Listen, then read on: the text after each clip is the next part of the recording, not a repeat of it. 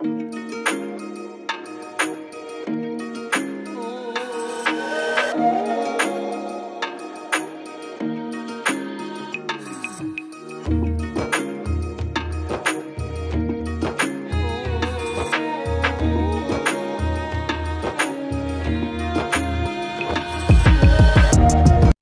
বন্ধুরা, কেমন আছেন? আশা করি সবাই ভালো আছেন।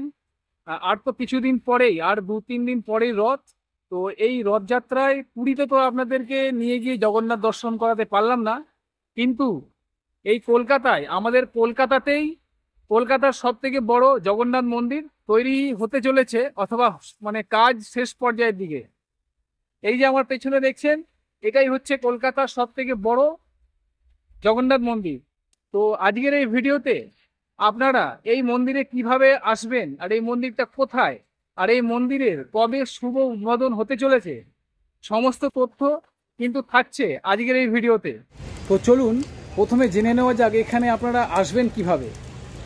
আপনারা যদি এয়ারপোর্টের দিক থেকে আসেন, এয়ারপোর্টের দিক থেকে যে বাসগুলো সাপুরজির দিকে যাচ্ছে, সেই বাসে করে আপনারা ওখানে পৌঁছাতে পারবেন।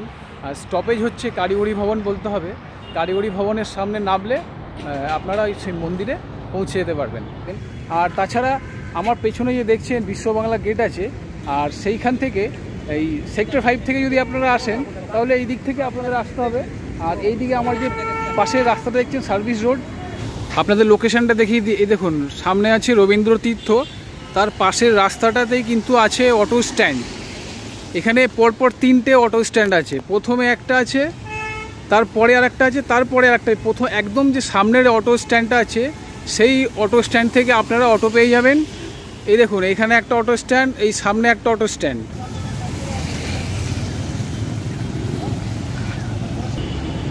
এই যে দেখছেন এখানে আছে, এটা 2 নম্বর অটো স্ট্যান্ড, আর তার সামনে আছে আর একটা অটো স্ট্যান্ড। এই অটো স্ট্যান্ড থেকে কিন্তু আপনারা এই মন্দিরে যাওয়ার জন্য অটো পেয়ে যাবেন। সামনে আছে অটো স্ট্যান্ড, আপনারা এই অটো করেও যেতে পারেন।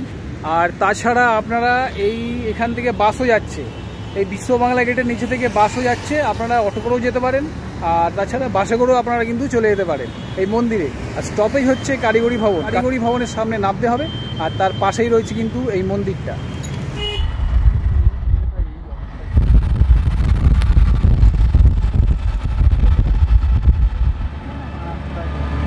এখানে এখন নেমে পড়েছি আমি, আর অটো করে চলে এলাম। অটো করে খুব তাড়াতাড়ি চলে এলাম। আমার পেছনে দেখছেন কারিগরি ভবন। এটা হচ্ছে এখানকার একদম খুব ভালো লোকেশান। আপনারা কারিগরি ভবনের সামনে নামলেই, আর কারিগরি ভবনের পাশেই রয়েছে কিন্তু এই মন্দিরটা। তো চলুন, সামনে কারিগরি ভবনের উল্টো দিকে ঠিক রয়েছে এখানে ডাউন টাউন মল আছে, ওটাও আপনাদের দেখিয়ে দিচ্ছি। আর তার পাশের রাস্তাটা দিয়ে যেতে হবে এই মন্দিরে। দেখছেন কারিগরি ভবন, আর কারিগরি ভবনের ঠিক কিছুটা সামনে এগিয়ে এসেই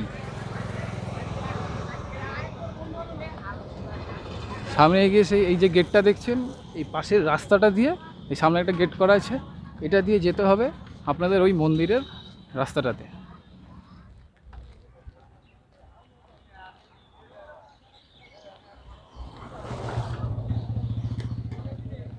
তো মন্দিরের এই হচ্ছে মূল প্রবেশদ্বার। এখনও কাজ চলছে, শেষ পর্যায়ের দিয়ে কাজ। আর যেহেতু কাজ চলছে, তো মানে মেশিনের প্রচণ্ড আওয়াজ হচ্ছে। তো চলুন, এই গেটে কাজ হচ্ছে, আমরা এটা দিয়ে ঢুকবো। তো এই গেটের ভেতরে যাওয়া যাক।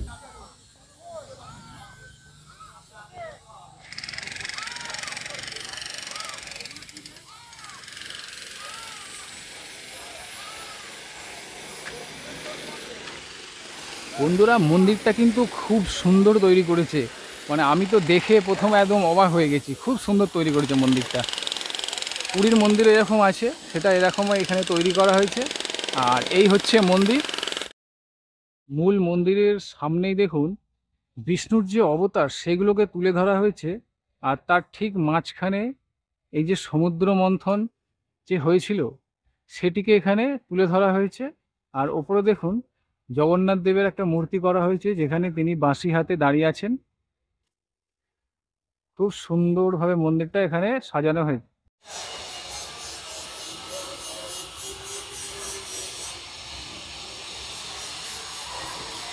এই মন্দিরের শুভ উদ্বোধন 26শে আষাঢ় 1431 আর ইংরেজি সালের 11ই জুলাই 2024 বৃহস্পতিবার। বন্ধুরা, মন্দিরের 3টে গর্ভগৃহ রয়েছে। এখানে একটা আছে, এখানে একটা আছে, তার পাশে একটা আছে।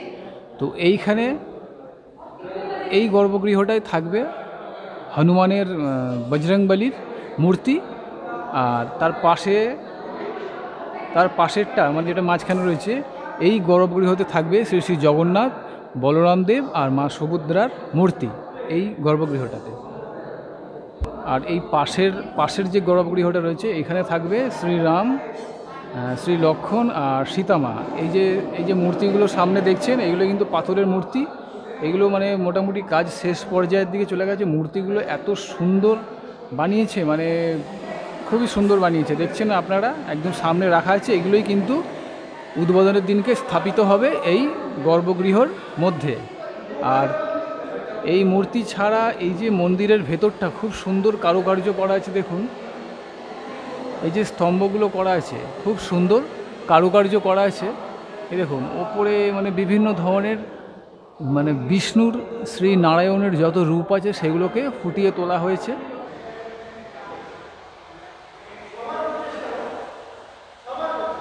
এখানে রাম, লক্ষ্মণ আর সীতামা থাকবে, মানে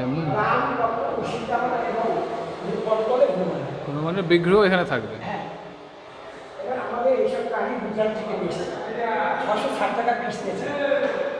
খুব সুন্দর।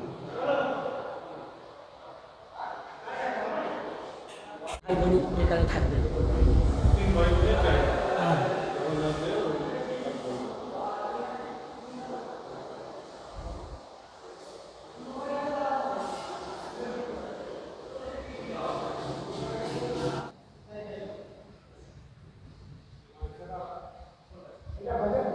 এছাড়া এই যে সুন্দর পাথরগুলো দেখছেন এইগুলো কিন্তু গুজরাট থেকে আনা হয়েছে এই মন্দিরের ডিজাইনের জন্য।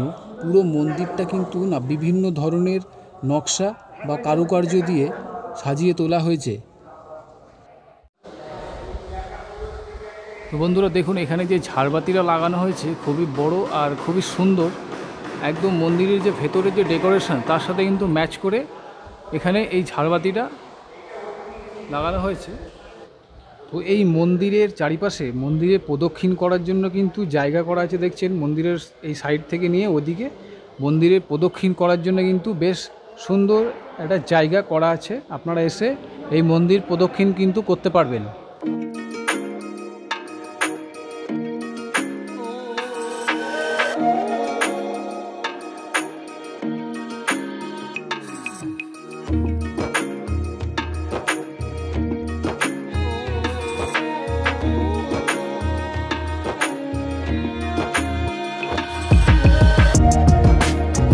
তো আপনাদের তো এই নতুন যে জগন্নাথ মন্দির তৈরি হচ্ছে সেটা দেখালাম, আর তার পাশে কিন্তু তাছাড়া এখানে দুটো আরও মন্দির আছে। এখানে দেখুন হাজরাকালী মন্দির আছে, আর তার পাশে এখানে একটা মন্দির আছে। এই মন্দিরটা হচ্ছে রাধাকৃষ্ণের মন্দির। তো চলুন এই হাজরাকালী মন্দিরটার সামনে যাওয়া যাক। এই হচ্ছে হাজরাকালী মন্দির। ভেতরে কিন্তু ফটো তোলা সম্পূর্ণ নিষিদ্ধ আছে। আর আজকে যেহেতু শনিবার প্রচুর ভিড় হয়েছে, প্রচুর মানুষ এসছে এখানে পুজো দেওয়ার জন্য। আর তার সাথে এখানে দেখুন এখানে একটা আছে ভেড়া, এটা মনে হচ্ছে এখানে বলি হবে। খুবই জাগ্রত এই মন্দির। বন্ধুরা এই কলকাতা নিউ টাউনে এই বড় জগন্নাথ, সবথেকে বড় জগন্নাথ মন্দিরটা আজকে আপনাদের আমি দর্শন করালাম। তো ভিডিওটা কেমন লাগলো অবশ্যই কমেন্ট করে জানাবেন। আর ভিডিওটা যদি ভালো লাগে তাহলে চ্যানেলটিকে সাবস্ক্রাইব করে নেবেন। আর ভিডিওটা বেশি বড় করলাম না, ছোটোর মধ্যে আপনাদের দেখানোর চেষ্টা করলাম যে পুরী দীঘা ছাড়া কলকাতার মধ্যে কিন্তু খুব বড় একটা জগন্নাথ মন্দির তৈরি হয়ে গেছে। আগামীকালে কিন্তু আপনারা এসে এখানে শ্রী জগন্নাথ দেবকে দর্শন করতে পারবেন। আজকের ভিডিও এখানে শেষ করছি, দেখা হবে পরবর্তী ভিডিওতে। ততদিন সবাই ভালো থাকবেন, সুস্থ থাকবেন আর সঙ্গে থাকবেন।